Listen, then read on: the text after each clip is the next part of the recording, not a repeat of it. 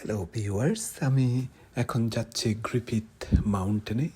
এই মাউন্টেনটি অনেক উপরে এবং তার পাদদেশে রয়েছে সুন্দর রাস্তা, তবে রাস্তাটা খুবই ন্যারো এবং এক পাশে মাউন্টেন, অন্য পাশে খুবই গভীর খাদ জাতীয়, যার ফলে ড্রাইভিং করতে আমাকে অনেক একটু ব্যাক পেতে হয়েছে এবং একটু ভীতও ছিলাম।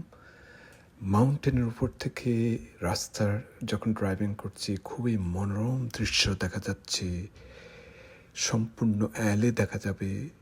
এখানে আপনার গ্রিফিথ অবজারভেটরি ডেস্ক আছে, যেখান থেকে আপনি সুন্দর প্ল্যানেটারি সিস্টেমকে দেখতে পাবেন, হলিউড সাইনকে দেখতে পাবেন।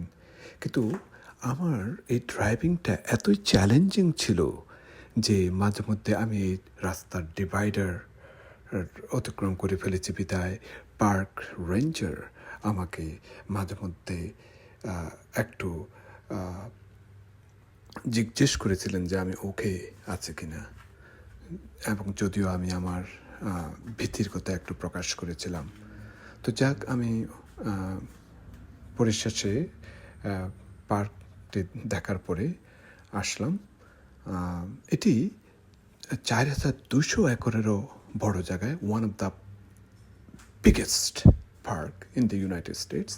এবং আপনারা যদি সেন্ট্রাল পার্ক দেখে থাকেন, তার 4 গুণেরও বেশি এই বড় পার্ক, এবং এটি কর্নেল গ্রিফিথ দান করেছেন বিদায় ওনার নামানুসারে এই পার্কটির নামকরণ করা হয়েছে।